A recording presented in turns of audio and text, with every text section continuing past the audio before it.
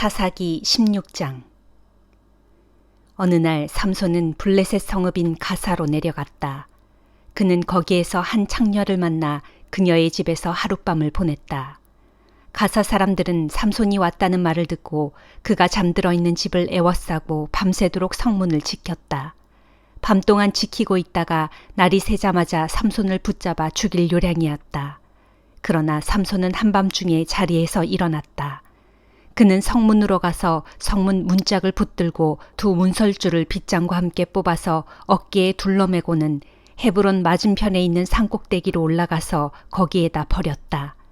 그런 일이 있은 뒤 삼손은 소렉 골짜기에 사는 들릴라라고 하는 블레셋 여인을 사랑하게 되었다. 블레셋의 지도자들이 들릴라에게 찾아와서 말했다. 내가 삼손을 꿰어서 삼손의 무시무시한 힘이 어디에서 나오는지 알아내도록 해라. 어떻게 해야 삼손을 꼼짝 못하게 붙잡을 수 있는지 꼭 좀 알아내다오. 그 방법을 알려준다면 우리 모두가 각자 내게 은 1,100세겔씩을 주겠다. 그러자 들릴라는 삼손을 붙잡고 애원했다. 당신의 무시무시한 힘은 도대체 어디서 나오는 거죠? 어떻게 해야 당신을 꽁꽁 묶어서 힘을 못 쓰게 할 수가 있는 거죠? 삼손이 대답했다. 궁금하오? 마르지 않은 푸른 칡넝쿨 7가닥으로 나를 묶으면 나도 힘이 빠져서 보통 사람과 똑같아진다오. 블레셋 지도자들은 즉시 들릴라에게 마르지 않은 푸른 칡넝쿨 7가닥을 가져다 주었고 들릴라는 그것으로 삼손을 꽁꽁 묶었다. 그런 후 들릴라는 자신의 방에 사람들을 숨겨놓고는 삼손에게 외쳤다. 삼손, 블레셋 사람들이 당신을 잡으러 왔어요. 그 소리에 삼손이 벌떡 일어나서 힘을 쓰자 그를 묶었던 칡넝쿨이 마치 타다 남은 시로라기처럼 맥없이 끊어져 버렸다. 블레셋 사람들은 삼손의 힘이 어디서 솟아나는지 그 비밀을 아직 알지 못했다. 들릴라가 삼손을 다그쳤다. 당신은 나를 바보로 만들어버렸어요. 거짓말을 잘도 해대는군요. 어떻게 해야 당신을 정말로 묶을 수 있죠? 나에게만 일러주세요. 삼손이 대답했다. 한 번도 사용한 일이 없는 새 밧줄로 나를 묶으면 나도 힘이 빠져서 보통 사람과 똑같아진다오. 들릴라는 새 밧줄을 가져와서 삼손을 꽁꽁 묶었다. 그녀는 예전처럼 자신의 방에 사람들을 미리 숨겨놓고는 삼손에게 다급하게 외쳤다. 삼손, 블레셋 사람들이 당신을 잡으러 왔어요. 삼손이 일어나서 힘을 쓰자 이번에도 묶여있던 밧줄이 시로라기처럼 힘없이 끊어져 버렸다. 그러자 들릴라가 삼손에게 말했다. 당신은 지금껏 나를 바보로 만들어버렸어요. 더 이상 내게 거짓말하지 마세요. 어떻게 해야 당신을 묶을 수 있는지 제발 좀 가르쳐주세요. 삼손이 대답했다. 내 머리카락을 7가닥으로 꼰 후에 배틀에다 넣고 옷감처럼 짜서 말뚝으로 땅에 박아놓으면 나도 힘이 빠져서 보통 사람과 똑같아진다오. 그래서 들릴라는 삼손이 잠든 사이에 삼손의 머리카락을 꼬아 배틀에 짠 다음 말뚝으로 단단히 고정시켰다. 그러고는 삼손에게 외쳤다. 삼손, 블레셋 사람들이 당신을 잡으러 왔어요. 삼손이 자리에서 벌떡 일어나자 배틀 바디뿐만 아니라 땅에 박혀있던 말뚝까지도 쑥 뽑혀버렸다. 들릴라가 다시 삼손을 졸라댔다. 나를 이토록 믿지 않으면서 어떻게 당신이 나를 사랑한다고 말할 수 있나요? 당신이 나를 바보로 만들어버린 것이 벌써 3번째예요. 당신의 그 무시무시한 힘이 어디서 솟아나는지 왜 나한테까지도 말해주지 않는 거죠? 들릴라는 날이면 날마다 끈질기게 삼손에게 졸라댔다. 삼손은 마음이 괴로워서 죽을 지경이었다. 결국 더 이상 참지 못하고 삼손은 모든 것을 털어놓고 말았다. 사실 나는 태어난 이래 머리카락에 면도칼을 대본 적이 없소. 나는 어머니 뱃속에 있을 때부터 하나님께 바쳐진 나실인이기 때문이요. 그러니까 내 머리털을 싹 밀어버린다면 힘이 다 빠져서 나도 보통 사람처럼 되어버릴 것이요. 삼손의 말을 듣고 들릴라는 이제야 삼손이 진실을 말했다는 것을 알았다. 그녀는 블레셋 지도자들에게 사람을 보내어 말을 전했다. 이번 한 번만 더 올라오세요. 삼손이 진짜로 내게 비밀을 말해주었어요. 그러자 블레셋 지도자들이 약속했던 은을 가지고 올라왔다. 들릴라는 자기 무릎에 삼손을 뉘어 잠들게 한 후 사람을 시켜서 7가닥으로 따은 삼손의 머리를 싹 밀게 했다. 그러자 삼손의 힘이 그에게서 빠져나갔다. 들릴라가 외쳤다. 삼손, 블레셋 사람들이 당신을 잡으러 왔어요. 삼손은 잠에서 깨어났다. 그는 예전처럼 힘을 쓰려고 해보았지만 생각대로 되지 않았다. 그는 주께서 자신을 이미 떠났다는 것을 알지 못했다. 블레셋 사람들은 삼손을 꽁꽁 묶은 뒤 두 눈을 빼고는 가사로 끌고 갔다. 그들은 삼손을 청동사슬로 묶고 감옥에 가둔 뒤 감옥에서 맷돌을 돌리게 했다. 그러는 동안에 시간이 흘렀고 깎인 삼손의 머리카락은 다시 자라나기 시작했다. 어느 날 블레셋 지도자들이 다 함께 모여 자기네 신인 다곤에게 제사를 올린 다음 노래를 부르며 즐거워했다. 우리의 신은 우리 원수를 우리 손에 넘겨주셨네. 삼손을 우리에게 넘겨주셨네. 사람들은 삼손을 바라보고는 자신들의 신을 찬양했다.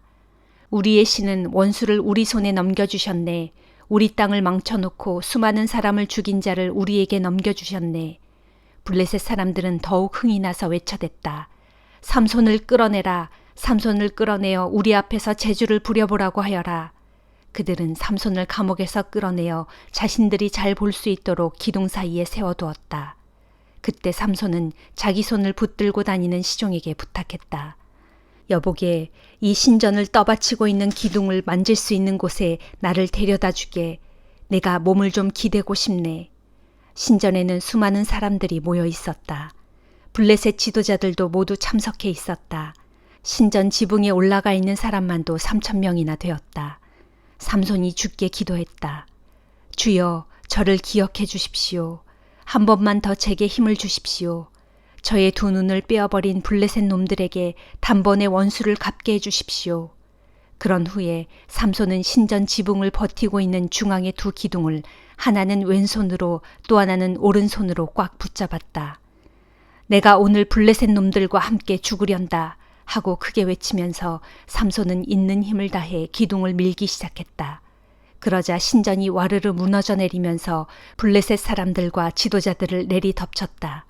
그리하여 삼손은 자신이 죽을 때에 죽인 블레셋 사람들의 수가 살아있는 동안에 죽인 블레셋 사람들보다 훨씬 더 많았다. 삼손의 형제들과 온 집안 식구들이 이 소식을 듣고 내려와서 삼손의 시신을 거두어 그의 아버지 마노아의 무덤 곁에 장사 지내 주었다. 마노아의 무덤은 소라와 에스다올 사이에 있었다. 삼손은 사사로서 20년 동안 이스라엘을 이끌었다.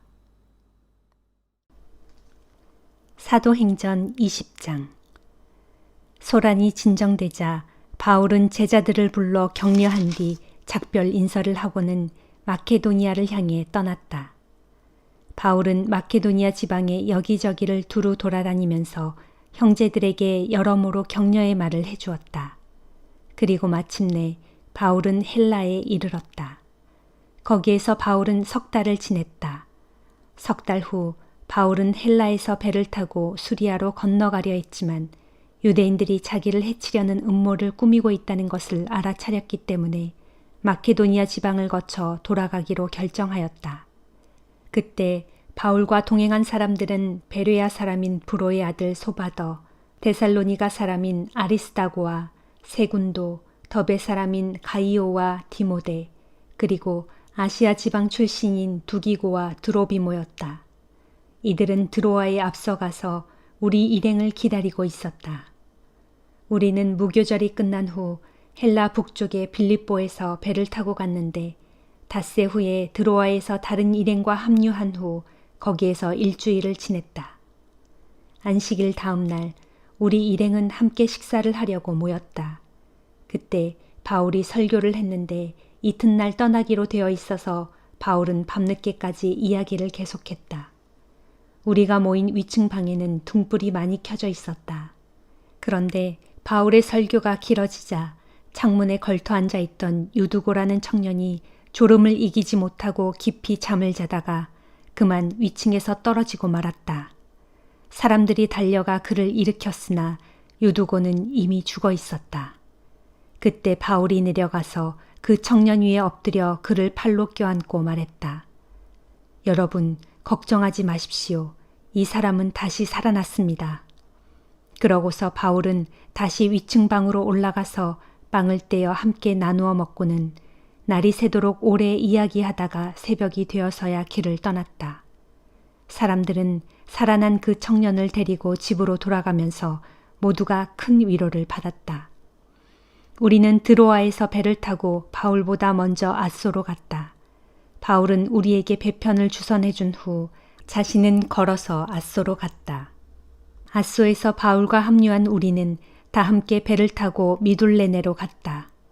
이튿날 우리 일행은 그곳을 출발하여 기오 맞은편에 이르렀고 그 다음 날에는 사모에 들렀다. 우리가 사모를 떠나 밀레도에 도착한 것은 그 다음 날이었다.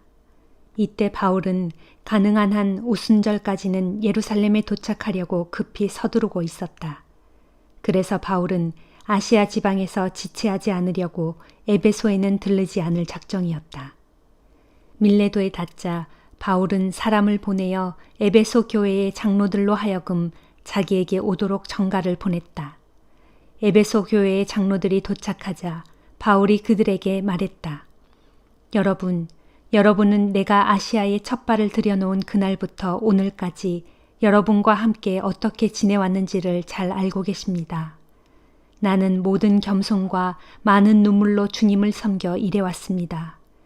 유대인들이 나를 해치려고 음모를 꾸민 일이 한두 번이 아니었습니다. 그러나 나는 여러분에게 도움이 될 만한 것이라면 어떤 것이든지 조금도 주저하지 않고 대중 앞에서나 여러분의 가정에서 진리의 말씀을 가르쳐 왔습니다. 나는 유대인이든 헬라인이든 모두가 회개하고 오직 우리 주 예수 그리스도를 믿어야 한다는 한 가지 사실만을 강조했습니다.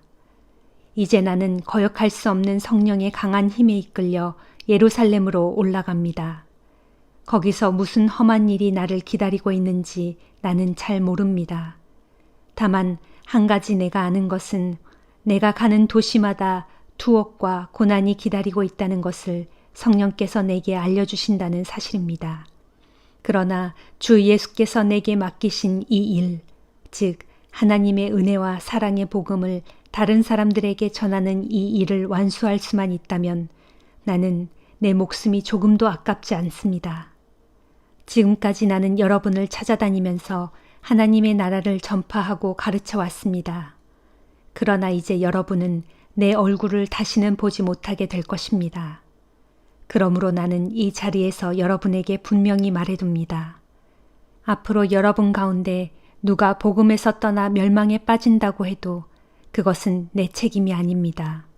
나는 조금도 망설이지 않고 여러분에게 하나님의 모든 말씀을 남김없이 모두 선포했기 때문입니다. 이제 여러분은 항상 깨어 있으면서 성령께서 여러분에게 맡겨주신 양떼를 잘 돌보십시오.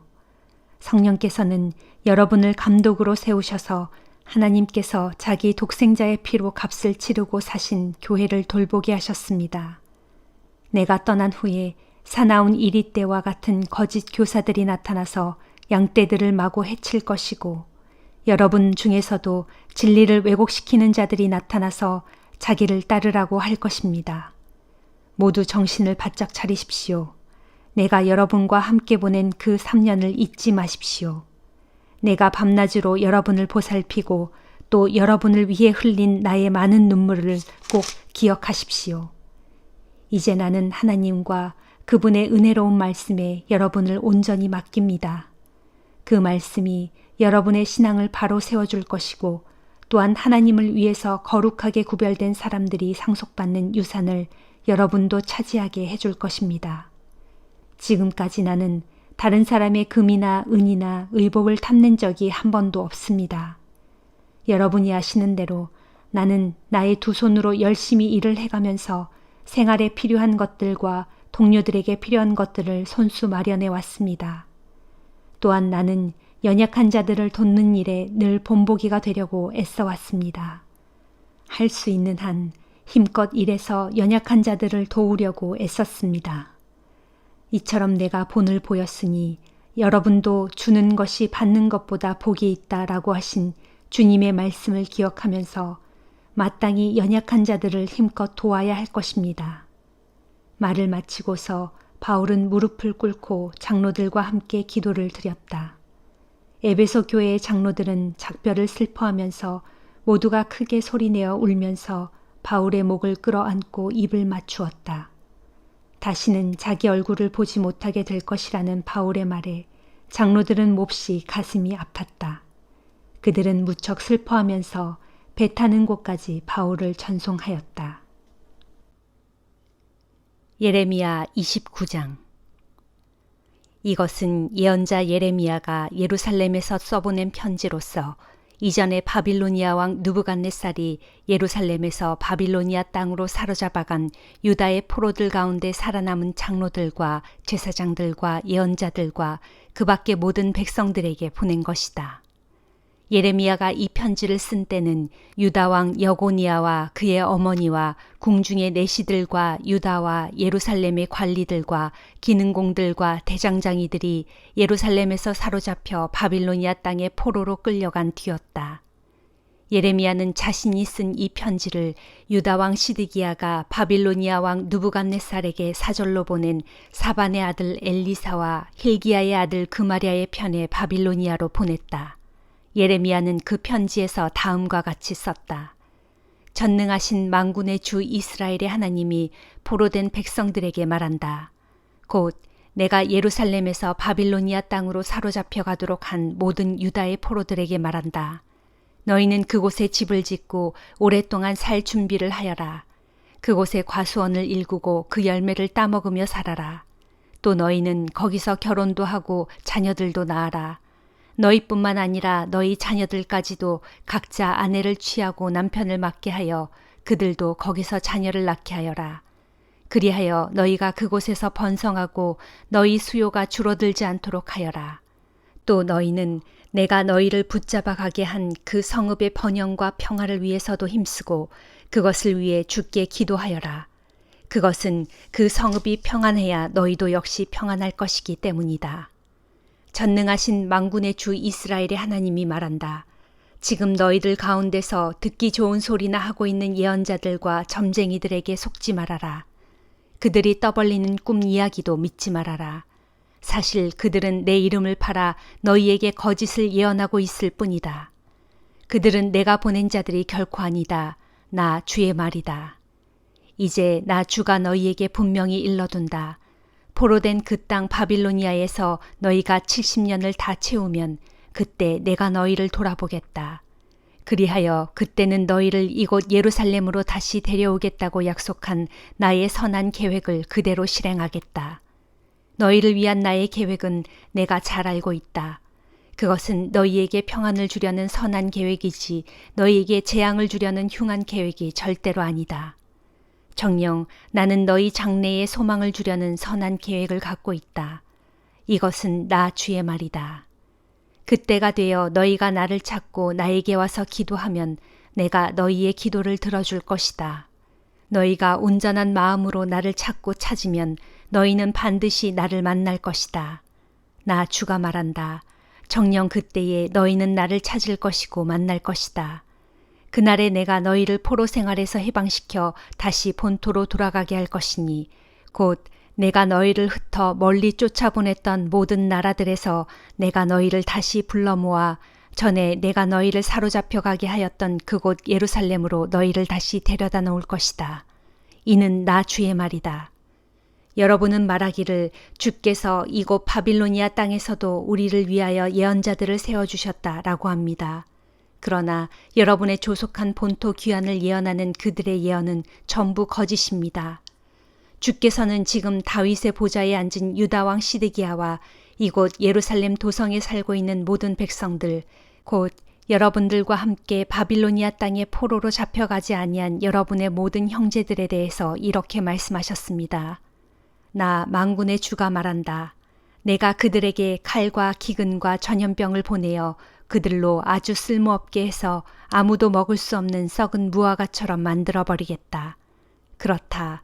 내가 전쟁과 기근과 전염병으로 하여금 그들을 뒤쫓아가서 죽이게 할 것이고 그들을 온 세상의 문 나라들 가운데 흩어 학대와 천대를 받게 할 것이며 또 내가 그들을 쫓아보낸 나라들과 민족들 가운데서도 그들로 저주와 공포와 비웃음과 모욕의 대상이 되게 할 것이다.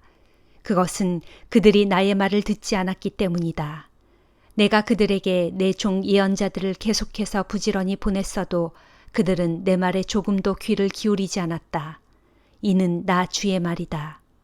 그러므로 내가 예루살렘에서 바빌로니아 땅으로 사로잡혀 가게 한 너희 포로들이여, 너희는 이제 나 주의 말을 들어라. 만군의 주 이스라엘의 하나님인 내가 골라야의 아들 아합과 마아세야의 아들 시드기야에 대해 말한다. 그들은 내 이름을 팔아 너희에게 거짓을 예언한 자들이다. 그러므로 보라, 내가 그들의 목숨을 바빌로니아 왕 느부갓네살의 손에 넘겨줄 것이니 너희가 보는 앞에서 그가 그들을 쳐 죽일 것이다. 그러면 바빌로니아 땅에 사는 유다의 포로들 사이에서는 다른 사람을 저주할 때 말하기를, 주께서 너를 바빌로니아 왕이 불에 태워 죽였던 시드기야와 아합처럼 되게 하시기를 바란다 할 것이다. 그것은 그들이 이스라엘 가운데 도저히 저질러서는 안 될 짓들을 행했기 때문이다. 곧 그들은 자기 이웃의 아내들과 간음을 행하였고 또 내가 시키지도 않은 거짓말을 내 이름으로 선포하였다. 나는 그들이 무슨 짓을 행했는지 다 알고 있고 내가 바로 그 일의 증인이다. 이는 나 주의 말이다. 주께서 내게 말씀하셨다. 예레미야야, 너는 느헬람 사람 스마야에게 가서 이렇게 전하여라. 전능하신 만군의 주 이스라엘의 하나님께서 이렇게 말씀하셨다. 너 스마야는 예루살렘 성전의 총책임자인 마아세야의 아들 제사장 스바냐와 그 밖에 다른 모든 제사장들 및 예루살렘의 모든 백성들에게 내 이름으로 이런 편지를 보냈다. 곧 스바냐 제사장이여, 주께서 제사장 여호야다를 대신하여 그대를 주의 성전에 책임 있는 제사장으로 세우신 것은 무릇 자칭 예언자 행세를 하는 미추광이들을 모조리 체포하여 그들의 발에 착고를 채우거나 그들의 목에 칼을 씌워놓기 위함이었소. 그런데 그대는 지금 어찌하여 자칭 주의 예언자라 하는 아나도 출신의 예레미야를 그냥 두고만 보고 있는 것이오. 그가 바빌로니아 땅에 포로로 붙잡혀온 우리들에게까지 편지를 써서 뭐라고 했는지 아시오? 우리가 앞으로도 오랫동안 이 포로된 땅에 머물러 있게 될 것이라고 하였소. 그러면서 우리더러 이곳에 다 집을 짓고 머물러 살면서 과수원을 일구어 그 열매를 따먹으며 살라고 하였소. 주의 성전의 총책임자인 제사장 스바냐는 스마야가 보낸 편지를 예레미야에게 읽어주었다. 그때 주의 말씀이 예레미야에게 내렸다. 이르시기를, 예레미야야, 너는 내가 지금 느엘람 사람 스마야에 대하여 내린 결심을 글로 적어 바빌로니아 땅으로 사로잡혀간 유다의 모든 포로들에게 편지를 써보내라. 곧 내가 스마야를 예언자로 세워서 너희 가운데 보낸 적이 없거늘 그가 제멋대로 너희 앞에 나서서 예언자 행세를 하고 거짓 예언을 선포하여 너희로 거짓된 것을 믿게 하였다. 그러므로 나 주가 말한다. 보라, 내가 느엘람 사람 스마야와 그의 자손들에게 벌을 내리겠다. 내가 앞으로 내 백성에게 선한 일을 베풀어 그들을 고향 땅 예루살렘으로 다시 데리고 갈 것이지만 스마야는 그 좋은 날들을 보지 못하겠고 그뿐만 아니라 그의 자손들 가운데 어느 누구도 그런 복을 누리지 못할 것이다. 그것은 그가 제멋대로 나를 거역하는 거짓 예언을 하여 내 백성을 그릇된 길로 이끌었기 때문이다. 마가복음 15장. 날이 밝아오자 대제사장들과 장로들과 율법 교사들은 공회 의원들과 함께 전체 회의를 열어 의견을 모았다. 그들은 예수를 결박한 후 끌고 가서 로마 총독 빌라도에게 넘겨주었다. 빌라도가 예수께 물었다. 내가 유대인의 왕이냐? 예수께서 대답하셨다. 그렇소, 당신이 말한 대로요. 대제사장들이 여러 죄목을 들어 예수를 고발하였다. 빌라도가 다시 예수께 물었다. 너는 왜 아무 말도 하지 않느냐? 저 사람들이 지금 여러 죄목을 들어 너를 고소하고 있지 않느냐? 그러나 예수께서는 입을 다무신 채 더 이상 아무 말씀도 하지 않으셨다. 빌라도는 이를 이상하게 여겼다. 예로부터 명절이 되면 유대 백성들이 원하는 죄수 한 명을 풀어주는 관례가 있었다. 마침 당시 폭동을 일으켜 사람을 죽이고 감옥에 갇혀있는 바라바라 하는 소문난 죄수가 있었다. 유대 군중은 빌라도에게 전례에 따라 죄수 하나를 풀어주라고 요구했다. 그러자 빌라도가 물었다. 여러분이 풀어주기를 원하는 사람이 유대인의 왕이라고 하는 자요? 빌라도는 대제사장들이 예수를 시기한 나머지 자기에게 넘긴 것임을 알고 이렇게 말한 것이다. 그러나 대제사장들은 군중을 선동하여 예수가 아닌 바라바를 풀어달라고 요구하게 했다. 빌라도가 다시 군중에게 물었다. 그렇다면 여러분들은 유대인의 왕이라고 하는 자를 내가 어떻게 처리했으면 좋겠소? 군중들이 큰 소리로 외쳤다. 그를 십자가에 못 박으시오. 빌라도가 군중에게 물었다. 도대체 이유가 무엇이오? 정말 그가 무슨 죽을 죄를 지은 거요? 그러나 군중은 더욱 크게 외쳐댈 뿐이었다. 그를 십자가에 못 박으시오. 그리하여 빌라도는 군중의 비위를 맞춰주려고 바라바를 풀어주었다. 그런 다음 예수는 채찍질하게 한 후 십자가에 못 박으라고 그를 넘겨주었다. 로마 군인들은 총독 관저의 뜰로 예수를 끌고 들어간 후 부대원 전체를 집합시켰다. 그런 다음에 그들은 예수께 자색옷을 입히고 가시관을 엮어 머리에 씌운 뒤 예수께 경례를 하면서 유대인의 왕 만세 하고 외쳤다. 또 갈대로 예수의 머리를 치고 침을 뱉는가 하면 무릎을 꿇고 경배하는 신용을 했다. 이렇게 실컷 예수를 희롱을 한 다음 예수에게서 자색 옷을 벗기고 예수의 본래 옷을 다시 입혔다.